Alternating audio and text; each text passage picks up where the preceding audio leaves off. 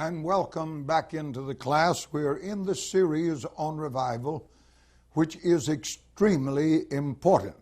In this day when we're witnessing both an apostasy and a revival, it is very important that you that are going to carry this gospel understand what revival is. Now we're going to take ourselves to 2 Samuel chapter 5 and verse 24 for a beginning today in the scriptures. Our lesson today, the sound of marching. Here in this 24th verse, and let it be, when thou hearest the sound of a going in the top of the mulberry trees, that then thou shalt bestir thyself, for then shall the Lord go out before thee to smite the host of the Philistines. Now, very soon after David had been established king over Israel, the mortal enemy, the Philistines, came up and occupied the valley of Rephaim. Now, David inquired of the Lord and was told to go up against them. A bold frontal assault carried the day, and the Lord delivered them into his hand. But sometime later, the Philistines repeated the maneuver. But David, without presuming on the early guidance or relying on past success, went back, inquired of the Lord again. This time, he was told to make a detour, take up a position behind them, that is, behind the enemy, by the mulberry trees, and he was to wait till he heard the sound of marching. Now, this was to be the sign that God's host in Genesis 32, verses 1 and 2, was on the move. Let's just take there Genesis chapter 32, verses 1 and 2, and read that to you here. But David was to know this was to be a sign. Now, it's very important that you notice here and take a hold that David did not presume on God. And Jacob on his way, and the angels of God met him. And when Jacob saw them, he said, "This is God's host." And he called the name of that place Mahanaim. This is the host that David was going to hear moving. The sound was going to be in these mulberry trees. Now, that they were on the move and that the powers of heaven were being thrown into the conflict to secure the victory. Now, these two battles helped illustrate the difference between God's method in normal evangelism on the one hand and his method of revival on the other. Now, in the first, that is, in normal evangelism, it's man's activity with divine aid that's prominent.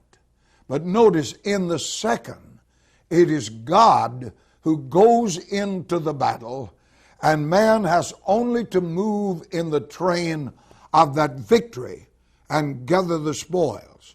Now, we're talking about revival, and this must impress our minds so that we don't mistake the blessings of God for what He's going to give us as revival. Now, in this message, we're concerned with the sound of marching, this sound of revival that is only heard by those in the battle, the right men in the right place at the right time.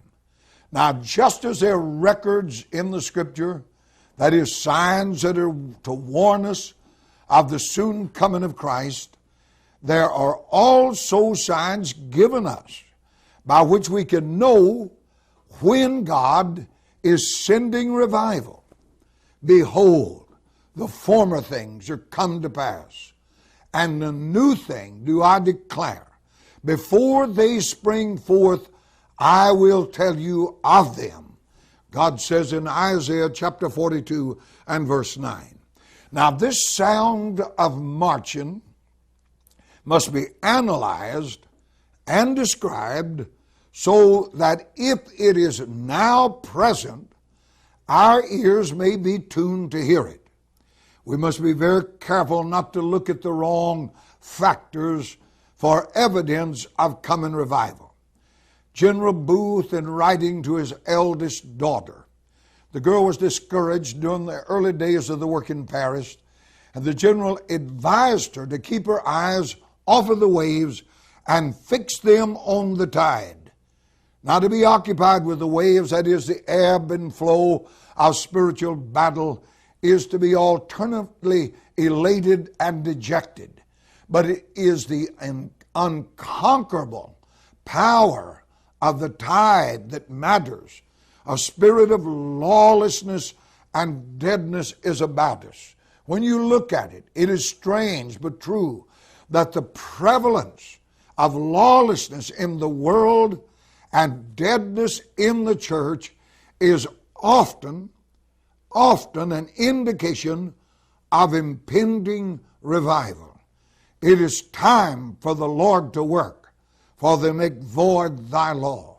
Psalms 119 and 26. When the night is the darkest, the dawn is on the way. It is a mistake to always expect to see revival heralded by a decrease in of wickedness or by marked and widespread improvement in the spiritual state of the church. The reverse is often the case. And you and I have to know that, or we're going to be discouraged, especially in these days in which we're living. Now, the prevalence of wickedness is not evidence at all that there's not going to be a revival. That is often God's time to work. Mr. Finney noted this all through those times of revival. Now, speaking on the 18th century revival, Dr. P.V. Jennis said, every student of history knows that the dawn of the 18th century was a time of material prosperity in England. The colonies were pouring their wealth into the mother country. It was a day of luxury, dishonesty, speculation, and extravagance, and was followed then by severe panic when the South Sea bubble collapsed. It was a time of increased intellectual activity and expression. The freedom of worship secured through the Reformation had degenerated into license to defy all authority, human and divine. Hobbes and Locke made infidelity popular. Gibbon and Hume devoted their talent to discrediting the church. Bolingbroke and Shaftesbury, among statesmen, helped to create an atmosphere of spiritual chill. The Reformation was a spent force. The ministry was largely corrupt. Blackstone, author of the Commentaries of Law, writes that he sought in vain for a sound gospel preacher in London. The Sabbath was a day of general carousel. Public blasphemy was common. Current literature and common conversation was lascivious and corrupt. God was defied. The outlook was dark indeed. Here and there, a few godly men and women were crying unto God for revival. Does that sound pretty well like the day in which you and I are facing worldwide? Well, that's the way it was then. That's the way it is now. But then the Lord made bare his holy arm in the eyes of all nations, that the ends of the earth might see his salvation. 3 men were born in the year 1703. John Wesley in England, Gilbert Tennant in Ireland, Jonathan Edwards in Massachusetts. 11 years later, George Whitefield was born. These 4 men were the agents of the great spiritual awakening that broke like a storm over England and America. Now, this strange fact that the river of blessing is often flowing at its lowest level prior to the time of the awakening. This could be confirmed from history over and over. Jonathan Edwards, in his thoughts on revival in New England, wrote, "Who that saw the state of things in New England a few years ago, the state that it was settled in, and way that we had been so long going in, who would have thought that in so short a time there would be such a change? And again, how dead a time it was everywhere before this work began." Shortly after the 1904 revival broke out, the correspondent of the Liverpool Daily wrote, "If I had been asked a month ago whether a revival was probable in Wales, I should have answered no. It seemed to me that the higher criticism had totally wrecked the machinery of revival, and that until theology had been reshaped in accordance with its conclusions, nothing would happen to disturb the prevailing apathy. Prevailing deadness among believers and abounding lawlessness in the world are not an indication that revival is impossible, but that it is imperative. It is time for God to work. The hopelessness of the situation was to the psalmist one of the strongest arguments in favor of divine intervention, for he saw those conditions a challenge that an omnipotent God could not ignore. Now to him the very need of the hour cried out, "It is time for the Lord to work." So that is one of the real signals and sounds of revival. But again, there is always preceding revival a spirit of dissatisfaction. This second factor may be widespread among people of all classes, or it may be confined to a few of the people of God who are being prepared for what God is about to do. Now, through this widespread, or though this widespread dissatisfaction is there in measure, it cannot always be discerned until the movement is underway. But a sure mark of impending revival is where the spirit of dissatisfaction becomes apparent among believers. This spiritual restlessness, this holy dissatisfaction is placed in that heart by God. Many of you sitting here know what I'm saying. There is in that heart the spirit of dissatisfaction. That didn't come from your flesh. It didn't come from the devil. It was placed there by God. It is the birth pangs of that new thing God is about to do. It is the travail out of which revival is born. I will pour water upon him that is thirsty, and streams upon dry ground. Isaiah 44:3. Then again, blessed are they that hunger and thirst for righteousness, for they shall be filled. Matthew chapter 5 and verse 6. Now the profound dissatisfaction with which these believers view themselves and the work of God around them is actually a thirst for God. As the hart panteth after the water brook, so panteth my soul after thee, O God.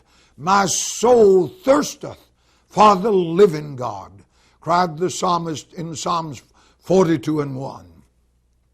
There is a thirst for the holiness of God, for the power of God, and for the truth of God. First of all, in times of impending revival, there comes to hearts that are hungry especially a thirst for the holiness of God. A longing fills the soul for victory over sin and deliverance from the corruption of this carnal mind. For hearts, the cry is for hearts of flesh instead of hearts of stone, to be broken before God, to be holy, sanctified, and conformed to the image of God's Son. To be like Enoch and walk in unbroken fellowship with God. That's a real mark of revival, a thirst for the holiness of God. But then there's also this thirst for the power of God. Believers begin to view with growing concern the ineffectiveness of their own efforts to serve the Lord. They become conscious of the reproach of the ungodly, that God is not among them, even as was David. Listen to him. My tears have been my meat, night and day, while they continually say unto me, where is thy God? Psalms 42:3. The more we examine the pages of the New Testament and the lives of those whom God has used, the more convinced we become that we ought to be clothed with power from on high. A thirst is born to be filled with the Spirit and to speak the words with boldness. A thirst for holiness. A thirst for the power of God. Then there is a thirst for the manifestation of God. That is, to see His power and glory displayed before the eyes of men. David expressed his thirst in another psalm. He said, my soul thirsteth for thee. My flesh longeth for thee in a dry and weary land where no water is, to see thy power and glory. Psalm 63:1. Another place David cried out to God. He said, don't let me die until I've showed this generation thy power. There is a longing for Christ to be vindicated, for Him to stretch forth His hand to heal, that signs and wonders may be done in the name of Jesus, for one reason, that Jesus Christ may be glorified. Now, before revival will come, such a thirst must come to the elect. There is a thirst for truth birthed when that revival is impending. Not only a thirst for holiness, for power, for manifestation of God, but for truth. It's always prevalent when the church has lost her identity, that there's a downplay of truth, this unity on the grounds of something other than the truth of God becomes a prevalent thing. But when there is this impending revival, there comes this thirst for truth. Believers begin to crave a deeper understanding of God's Word. there is born a healthy unwillingness to accept without question all that is taught as truth. So a spirit of inquiry and discernment necessitates a fresh examination of what the Scriptures have to say. There's often a purging of the flow of truth, which scatters a chaff of human interpretation and tradition. It is this thirst and hunger that causes men to examine what's going on. This is what John meant in 1 John chapter 4 when he said, "Brethren, believe not every spirit, but try the spirits whether they be of God. What are the spirits? For they be many false prophets among us." You see, it is this false teaching. There comes a hunger for truth. James Burns points out one of the curious facts connected with the human mind.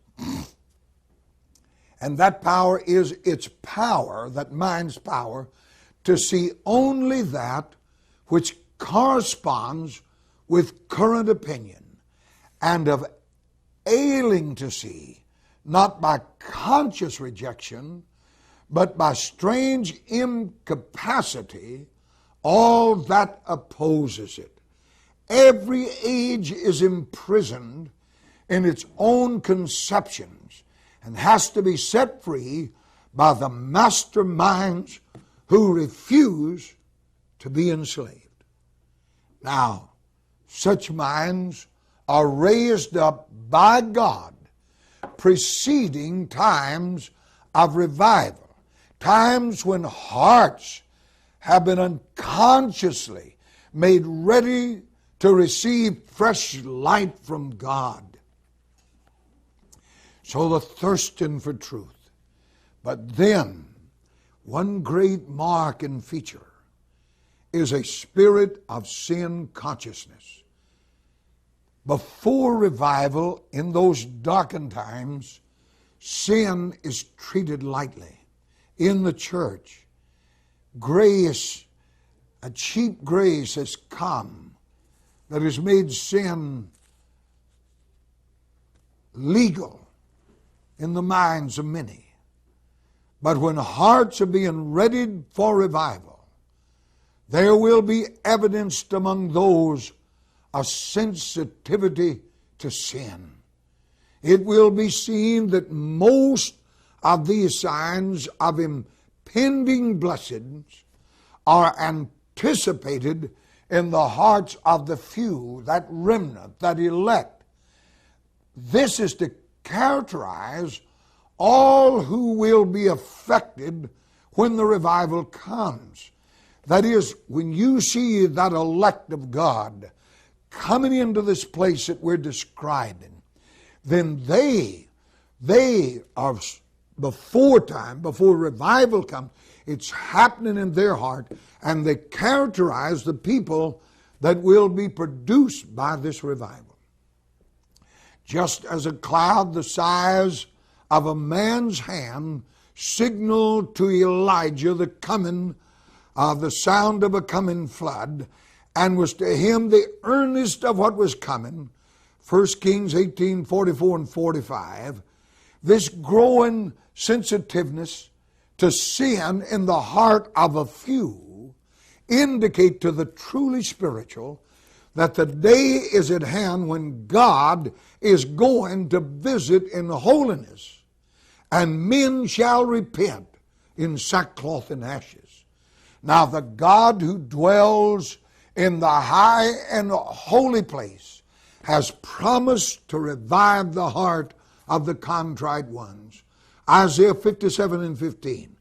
Now a spirit of contrition among the saints is a strong indication that revival is coming. This conviction of conscience regarding personal sin is usually manifested by confession. Christians are not easily brought to the place where they're willing to confess their sins one to another, as described in James 5:16. Pride prevents apology, asking forgiveness, making restitution. But where this happens, there's a deep desire on the part of the saint to walk in the light with God, to walk in love one with another. This is absolute evidence that the Spirit of God is working in revival.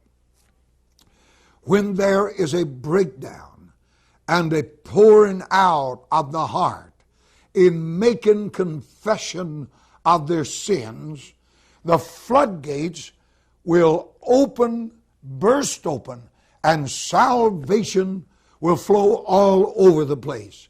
This was Mr. Finney's observation. But there'll be a spirit of compassion and concern.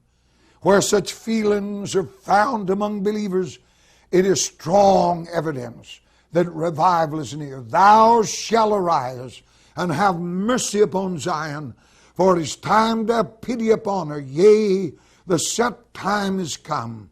For thy servants take pleasure in her stones and have pity upon her dust. Psalms 102, 13 and 14. Now when the harsh criticism and murmuring give place to deep concern, one for the other, revival is about to break.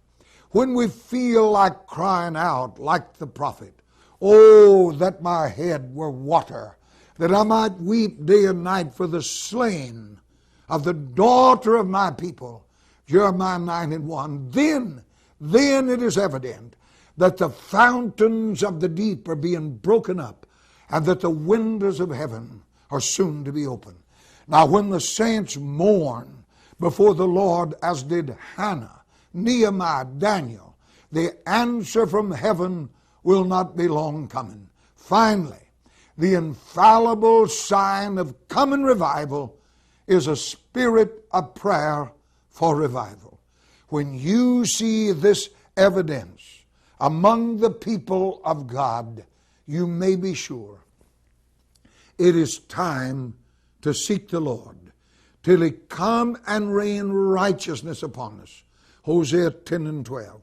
It has been well said that Satan laughs at our toil, mocks at our wisdom, but trembles when we pray. Therefore we may conclude that when a true spirit of prayer for revival exists, it does not come from the devil.